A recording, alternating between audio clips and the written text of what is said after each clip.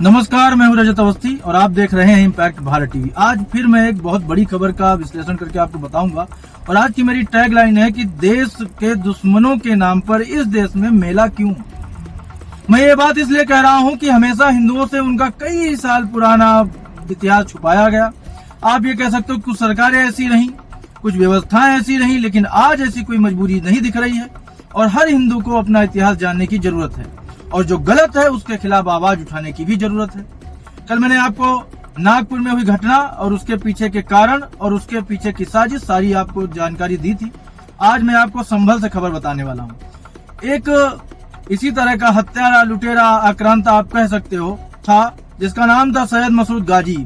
उसके नाम पर कुछ महाशय गए थे प्रशासन से कहने की भाई हमें मेला लगाना है, आप हमें परमिशन दे दीजिए। तो प्रशासन ने उन्हें मना कर दिया।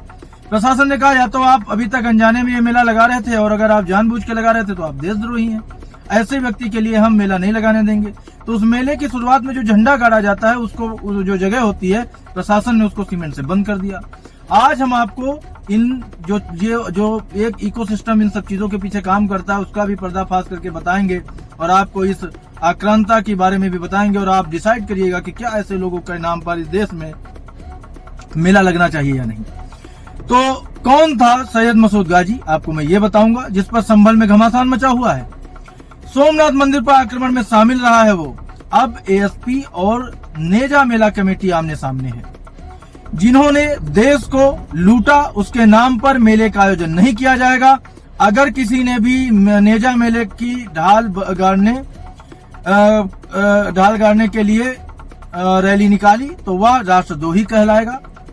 अगर मेला लगाया है तो लगाना है तो मजिस्ट्रेट से आप परमिशन लीजिए, ये कहना है संभल के प्रशासन का।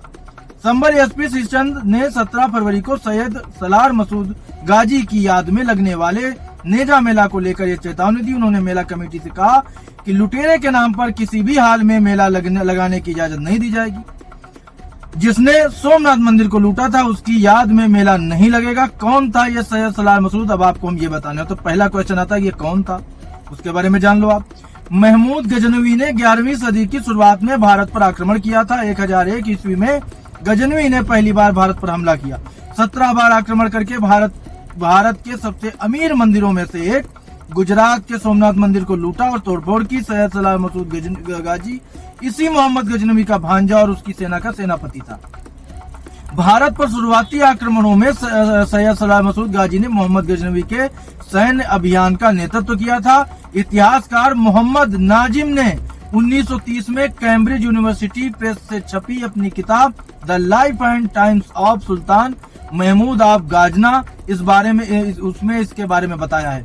वो लिखते हैं कि महमूद गजनवी आज के अफगानिस्तान के गजनी साम्राज्य का सुल्तान था। उसके नेतृत्व में 1026 ईस्वी में सैयद सलार मसूद गाजी ने सबसे बड़ा हमला काठियावाड़ के सोमनाथ मंदिर पर किया था। इस हमले में मंदिर का खजाना लूट लिया गया। रास्ते में जो रियासतें आई उन्हें नष्ट कर दिया गया, कत्लेआम किया गया और हिंदुओं का धर्म परिवर्तन कराया गया। ये उस किताब में लिखा है। ये उसी धर्म का व्यक्ति लिख रहा है किताब, कोई हिंदू नहीं लिख रहा है।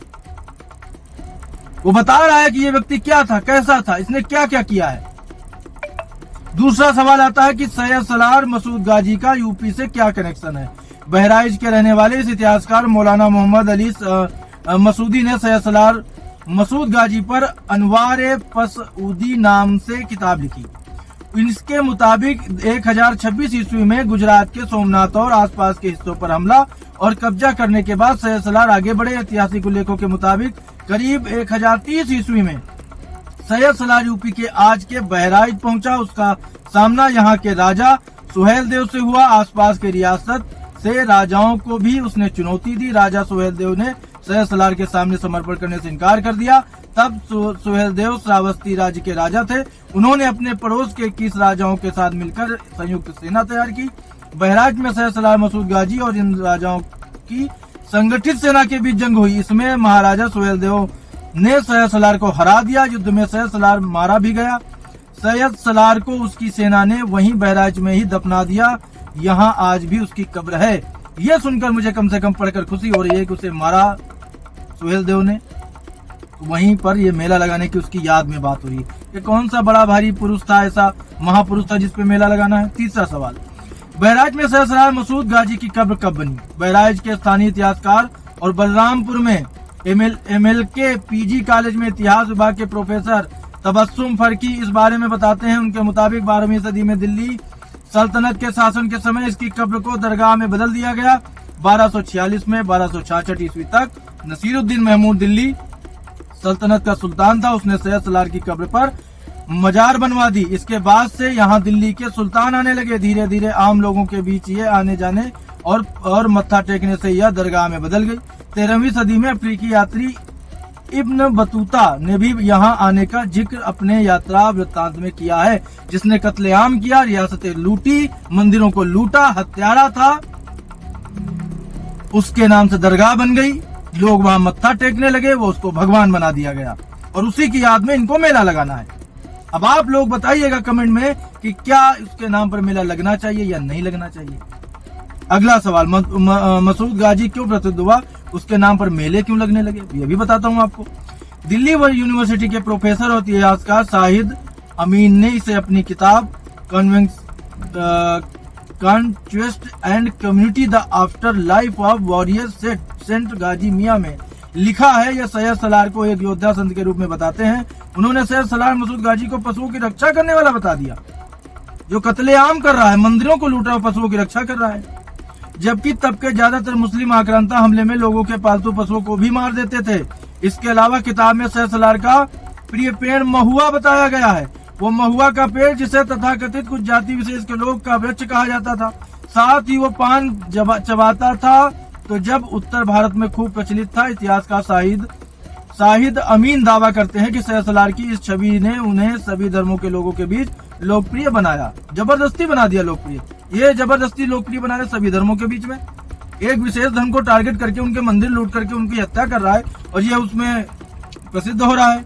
जब सैयद सलार बहराइच के आसपास शिकार के लिए निकला और घूमते घूमते हिंदुओं के धार्मिक स्थल सूरज कुंड पहुंच गया, उस कुंड को नष्ट करने के बजाय सैयद वहां रहने लगा।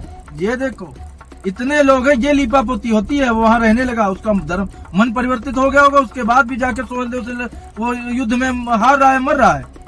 धर्म पर अगर उसका मन परिवर्तित हुआ तो क्यों युद्ध करने गया फिर? ये सारी चीजें ऐसे ही गुमराह किया गया हिंदुओं को।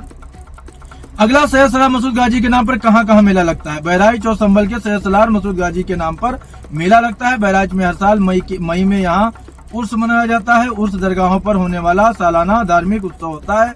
बहराइच में इस मेले में हमेशा से सभी संप्रदायों के लोग जाते रहे हैं। बाराबंकी की चर्चित दरगाह देवा शरीफ से गाजी मियां की बारात आने की परंपरा है।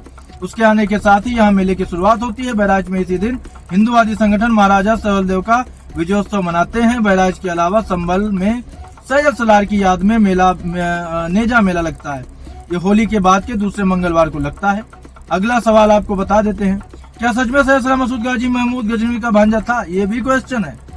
प्रोफेसर तबस्सुम फारकी के मुताबिक चिश्तिया संप्रदाय के अब्दुल रहमान रसौदी ने 17वीं सदी में फारसी में मिरात ए मसूदी नाम से एक किताब लिखी। इसमें ही पहली बार सैयद सलार के महमूद गजनवी का भांजा होने का दावा किया गया। मौलाना मोहम्मद अली मसूदी ने भी अनवारे मसूदी किताब में सैयद मसूद को महमूद गजनवी की बहन का बेटा बताया है। वहीं अबुल फजल ने आईने अकबरी में लिखा है कि मसूद गाजी महमूद गजनवी का भांजा था। ऐसा इतिहास है इन आक्रांताओं का और फिर भी मेला लगाना है। तो आज की बड़ी खबर यही, मिलते हैं एक और बड़ी खबर के साथ। तब तक आप देखते रहिए इम्पैक्ट भारत टीवी।